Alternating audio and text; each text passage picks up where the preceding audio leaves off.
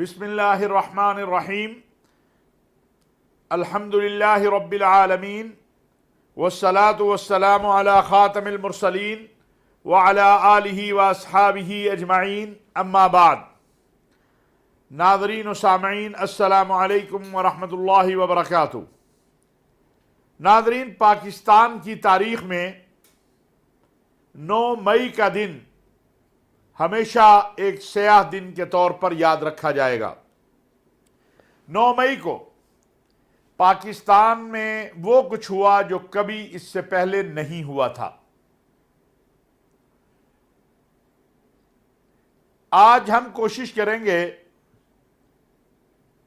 کہ یہ دیکھیں کہ 9 مئی کا جو واقعہ ہوا اس کے اسباب کیا تھے، وہ لوگ جو فوج کی تنصیبات پر حملہ آور ہوئے، شہداء کا جنہوں نے احترام نہ کیا، لاہور جناح ہاؤس اور اس کی مسجد کا احترام نہ کیا، وہ لوگ کون تھے اور یہ نوبت کیوں آئی۔ سب سے پہلے یاد رکھیے کہ ایک منظم پلاننگ کے تحت دنیا میں بعض قوتیں جو پاکستان کو کمزور دیکھنا چاہتی ہیں، یہ سازش کر رہی ہیں، اور ان کی یہ بڑے عرصے سے سازش ہے کہ پاکستانی قوم اور پاکستان کی فوج کے درمیان گیپ پیدا کیا جائے، یا پاکستان میں ایسی صورتحال پیدا کر دی جائے جس کے نتیجے میں فوج اور قوم کے درمیان تصادم ہو جائے، جس کا ذکر گزشتہ دنوں سپہ سالار قوم جنرل حافظ سید عاصم منیر صاحب نے بلوچستان کوئٹہ میں بھی کیا۔ بدقسمتی یہ ہے کہ گزشتہ سال ایک سے ایک منظم پلاننگ کے تحت پاک فوج کو اور اس کی قیادت کو، سلامتی کے اداروں کو نشانہ بنایا جانے لگا، اور اس کا سبب یہ بنایا گیا کہ عمران خان صاحب کے خلاف جو عدم اعتماد آئی ہے وہ کیوں آئی ہے۔ پہلی بات یہ ہے کہ پاکستان ایک آئین اور دستور رکھتا ہے، اور اس آئین اور دستور کے تابع پارلیمان بھی ہے، سیاستدان بھی ہیں، مذہبی رہنما بھی ہیں، پاکستان کی عسکری قیادت بھی ہے، پاکستان کی عدلیہ بھی ہے، سب اس آئین اور قانون کے تابع ہیں۔ عمران خان صاحب کے خلاف جو عدم اعتماد کی تحریک آئی وہ قانون اور آئین کے مطابق آئی، اور عمران خان صاحب اپنی اکثریت بچا نہ سکے اور تبدیل ہو گئی، یعنی نئی حکومت آ گئی، شہباز شریف صاحب وزیر اعظم بن گئے۔ دراصل جو ماضی میں عمران خان صاحب کے لیے مینجمنٹ ہوتی تھی اسٹیبلشمنٹ کی طرف سے، اسٹیبلشمنٹ نے فیصلہ کیا کہ وہ سیاسی نظام میں کوئی مداخلت نہیں کریں گے۔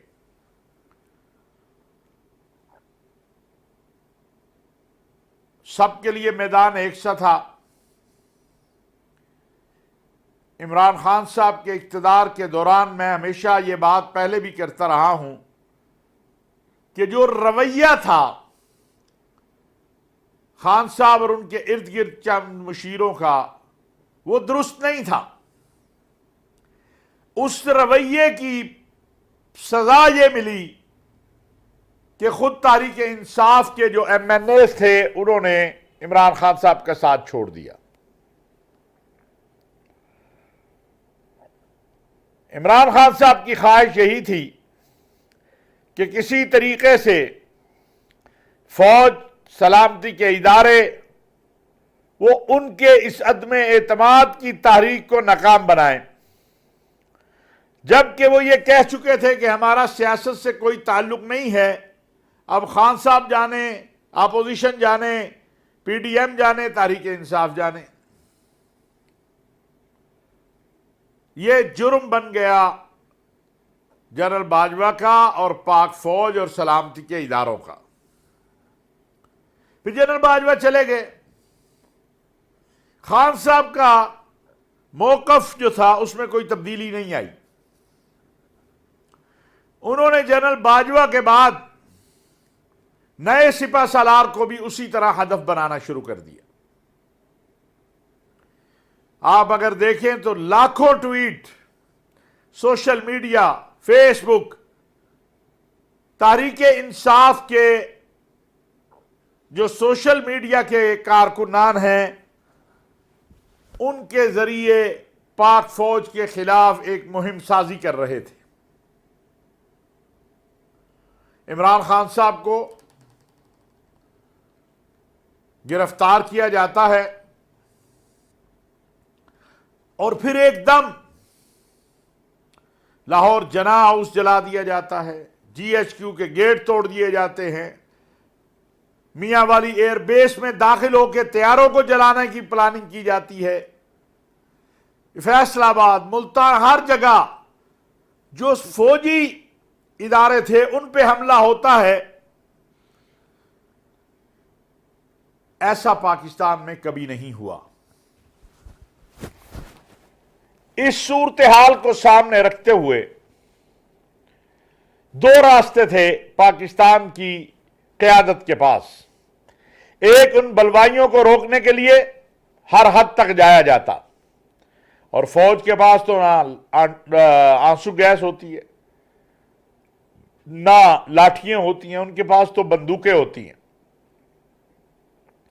लिहाजा सिपा सलार जनरल आसिम मुनीर साहब ने और फौज की क़यादत ने यह फैसला किया कि वो अपने लोगों को गोलियां नहीं मारेंगे। यह एक मुस्तहसन फैसला था जिसने उस प्लान को नाकाम बना दिया जिसका मकसद पाक फौज और कौम के दरमियान तकसीम पैदा करना था। उसके बाद नाज़रीन, सूरत हाल बदल गई। बहुत से तहरीक इंसाफ के ऐसे लीडर हैं जिन्होंने इस बात का एहसास किया और वो तहरीक इंसाफ से पीछे हटना शुरू हो गए। कुछ वो भी हैं जो गिरफ्तारी के डर से या गिरफ्तार थे उससे बचने के लिए। अब मेरा यहां एक बड़ा अहम सवाल है कि वो क़यादत जो अपने कारकुनान को तशद्दुद पे और बलवे पे उबार रही थी कई महीनों से, इमरान खान साहब के वो साथी जो उनको मुसलसल पाक फौज के हवाले से और इदारों के हवाले से मुश्ताइल कर रहे थे, अब वो साइड पे हो गए हैं और जो गरीब कारकुन है वो जेलों में सड़ रहा है।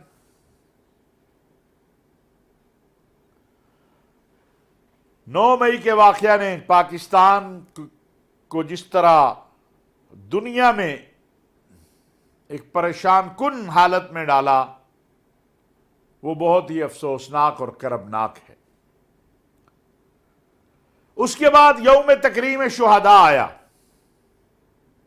पूरे मुल्क की अवाम जो है वो निकली, ताजर निकले, उलमा निकले, सियासतदान निकले, तलबा निकले, कोई घरों में नहीं, वकला निकले।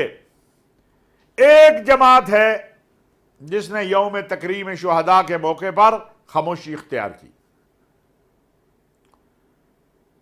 मुझे कोई दिखा दे कि तहरीक इंसाफ के किसी लीडर ने, खुद इमरान खान साहब ने, यौम तकरीम शुहदा के हवाले से कोई मैसेज दिया हो। ये शुहदा तो पाकिस्तान के शुहदा हैं। ये शुहदा और ये हीरो तो इस कौम के हीरो हैं।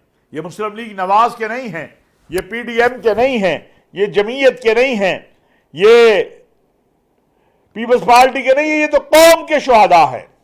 इन्होंने इस मट्टी के लिए अपना खून दिया है, उन्होंने इस वतन के तहफ़्फ़ुज़ के लिए अपना खून दिया है। फिर आपने यौम तकरीम शुहदा के मौके पर उनके लिए क्यों یکجہتی اور ان کے ساتھ محبت اور ان کی شہادتوں پر، ان کی عظمتوں پر خراج تحسین پیش نہ کیا۔ یہ صورتحال قوم کے لیے بھی تکلیف دہ ہے کہ عمران خان صاحب جو ایک بڑی جماعت کے سربراہ ہیں، انہوں نے نوجوان نسل کو اور اپنی سوچ کے مطابق ایک اسٹیبلشمنٹ سے یا فوج سے، سلامتی کے اداروں سے ٹکراؤ کو کس حد تک وہ لے گئے ہیں۔ پاکستان کو ضرورت ہے امن اور استحکام کی، پاکستان کو ضرورت ہے محبت اور رواداری کی۔ پاکستان اس وقت معاشی، اقتصادی، اخلاقی، معاشرتی بحرانوں میں گرا ہوا ہے۔ اس سے نکلنے کے لیے سب کو محنت کی ضرورت ہے، تخریب ختم کر کے تعمیر کی ضرورت ہے، گالی ختم کر کے مکالمے کی ضرورت ہے، تعصب ختم کر کے پیار کی ضرورت ہے، اور یہ تب ہوگا جب اپنی اپنی اناؤں سے باہر آیا جائے گا۔ چند 9 مئی کے 2 یا 3 دن بعد عمران خان صاحب نے اس واقعے کی مذمت کی، لیکن میں سمجھتا ہوں کہ وہ نیم دلانہ مذمت جو تھی اس نے بھی حالات کو خراب کیا ہے۔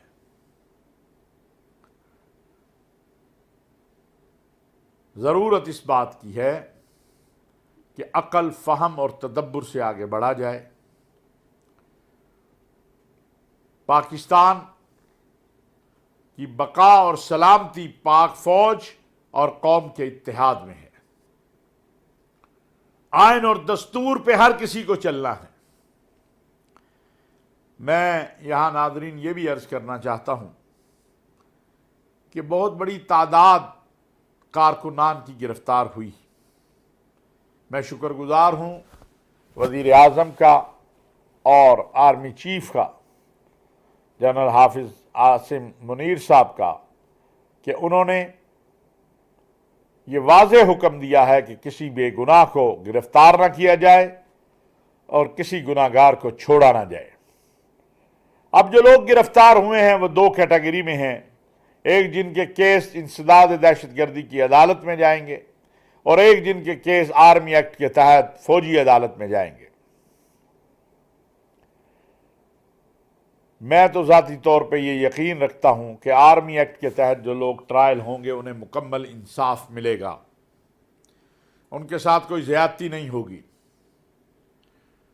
بعض لوگ یہ خیال کرتے ہیں کہ سویلین کا آرمی ایکٹ کے تحت ٹرائل نہیں ہونا چاہیے۔ وہ تب ہے جب سویلین کے ساتھ معاملات میں الجھا ہوا ہو۔ جب سویلین جا کے آرمی کی تنصیبات پر حملہ کرے گا تو اس کا فیصلہ بھی ان کو کرنا چاہیے۔ دعا یہی ہے کہ اللہ کریم پاکستان اور اہل پاکستان پر رحم فرمائے اور ہر طرح کی آفتوں اور مصیبتوں سے پاکستان اور اہل پاکستان کو محفوظ کر دے، تاکہ اس وطن میں امن آئے، استقرار آئے۔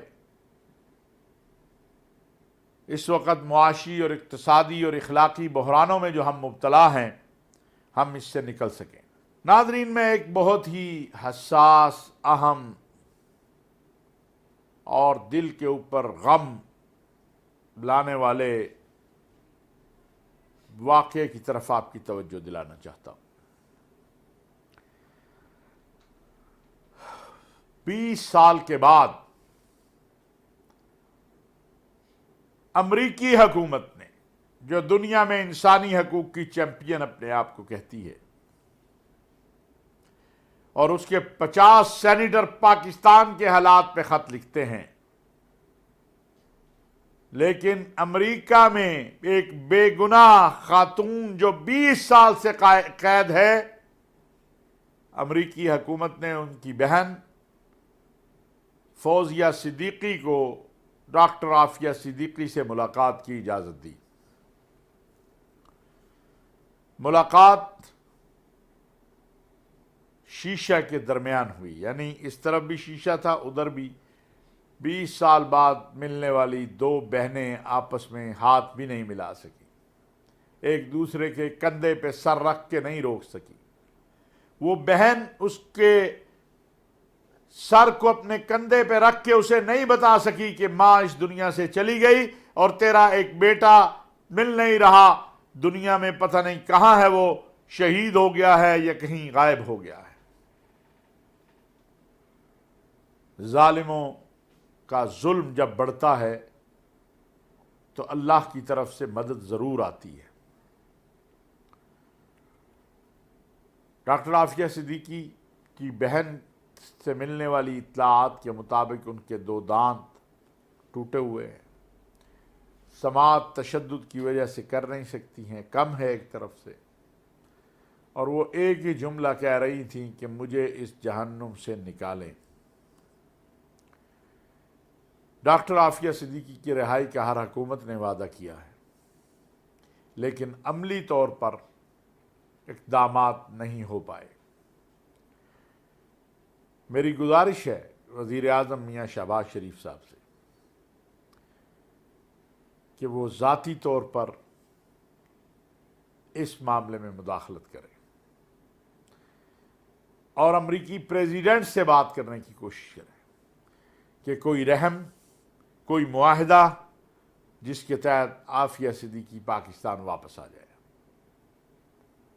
یہ امت کی بیٹی ہے، افغانستان کی جنگ کی وجہ سے گرفتار کیا گیا، افغان جنگ ختم ہو گئی، وہاں طالبان کی حکومت اسلامی امارت کی بن گئی، عافیہ صدیقی اور گوانتانامو بے میں موجود قیدی وہ واپس نہیں آئے۔ انشاءاللہ کل دوبارہ اس پہ بات کروں گا۔ وما علینا الا البلاغ المبین۔